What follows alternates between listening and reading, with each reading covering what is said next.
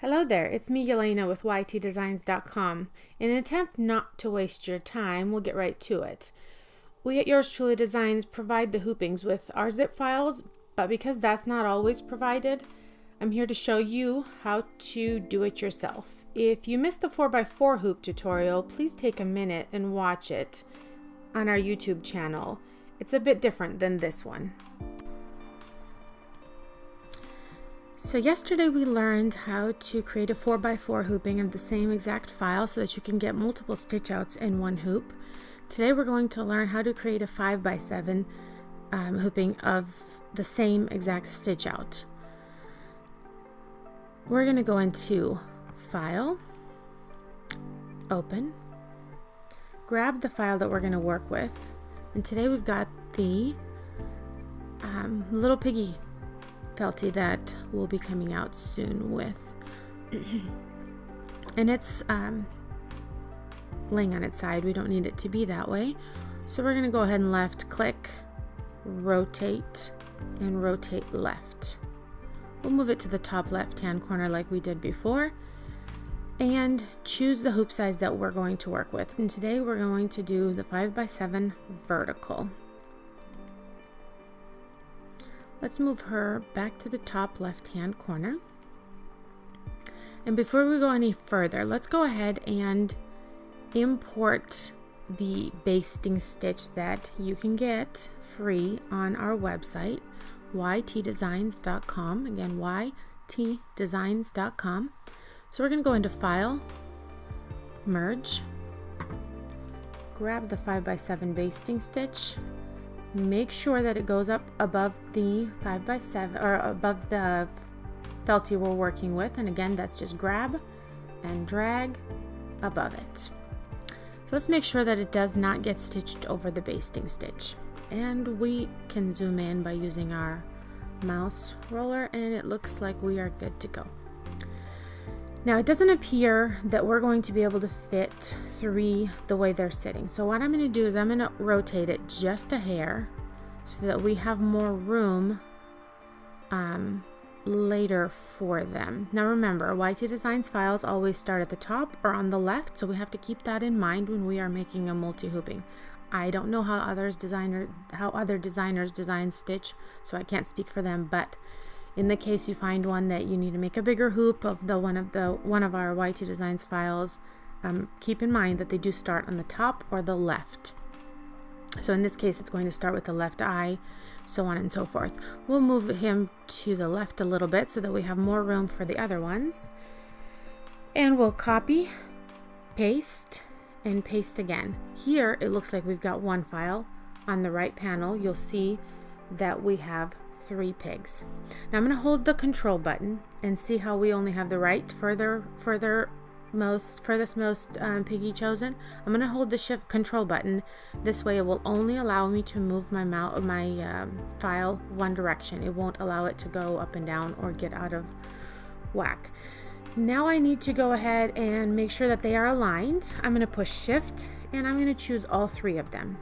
Right click, set, align. Again, that's right click, set, align, or you can do Control G. I can't remember all of the different shortcuts, so I use my mouse. We're going to space equally. We are going to do tops, and we're going to click OK. Now, do you see how we've got not much room here? And this is our foundation setup, so we don't have much room between these ears. So what I'm going to do is I'm going to unselect the center one. I'm going to lower these 2 just a hair,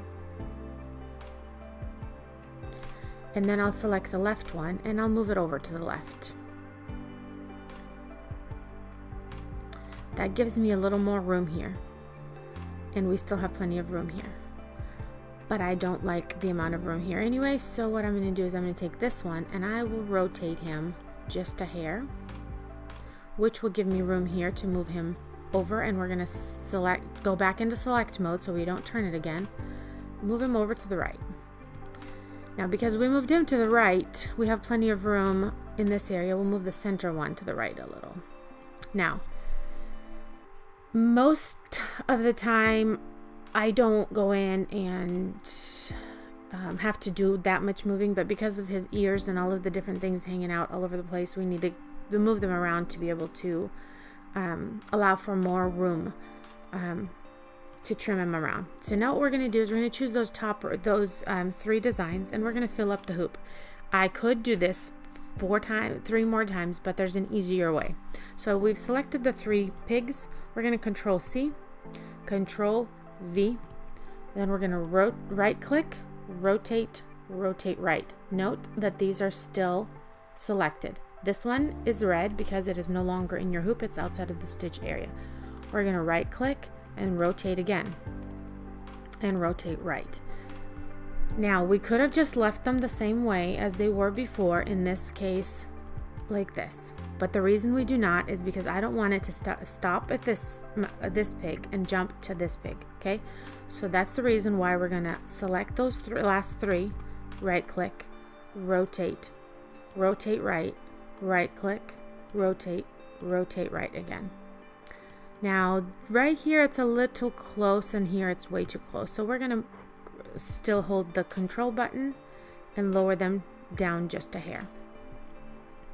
So we could do the same thing and copy paste, or Control C, Control V, right click, rotate and rotate, but the bottom is the same as the top. So what we'll do is we'll select all 6 pigs, Control C, Control V, and while we're still holding control, we're going to lower them until we have enough room in between those closest pigs. Now let's see. It looks like the bottom ones are going to be a little close, or they're going to be hanging off the hoop, and we don't need that. Let's move just those last 3 up to where they are no longer outside of the hoop. When we do that, we've got those hanging over each other. We don't need that, and we have plenty of room between this pig and this pig. So we'll grab this one and move him up a little, and I'm holding the control button and I'm moving him up just a hair, and we'll move him down a hair. And we'll move him down and move him up. That gives me plenty of room for everybody, except for this one needs to come up a little bit. So let's choose, no, they're good. So let's check to make sure that we've got them in the order that we need them to stitch. We've got top left, going all the way down, and it looks like that is the case. We have them stitching in the order that we want them. So Control A, right click, join, and if we leave things the way that they are right now, what it's going to stitch is it's going to stitch the eyes of this pig, then it's going to stitch the details of this pig, and then it's going to stitch the outline, and then it's going to continue on to the next pig and stitch the eyes and the outline, or the details in the back. But that's not what we want to do, and the point of a multi-hooping is to be able to, and I just realized that this does not have enough room. So that's something that I would fix before we continue. But in this video, just keep track and make sure that you have plenty of room in between all of your files. This one is a little bit different than others because we don't usually do as much moving around. There's more room here and less room here, but because he's, like I said before, because he's got ears hanging off and things like that, it takes a little bit more fandangling and moving around. So if we leave it this way that it is, it's going to, like I said, stitch the eyes in each pig separately. We don't want that, so right click, join, and we've joined to the one hooping. Then right click, colors, sort colors, continue. Yes, because we don't care that it's going to merge the same colors together. We want it to do that. Yes, maximal difference of 0, and okay. And now what it's going to do is it's going to stitch your basting stitch. Now remember that when I click on the color, it's not deleting the color, it's just showing me that color in the hoop only. So then it will stitch the eyes. Thanks for watching. Don't forget your free basting stitch at the link below. If this video was helpful, be sure to like, comment, and subscribe, and check back soon. We'll be back with more tips and tricks.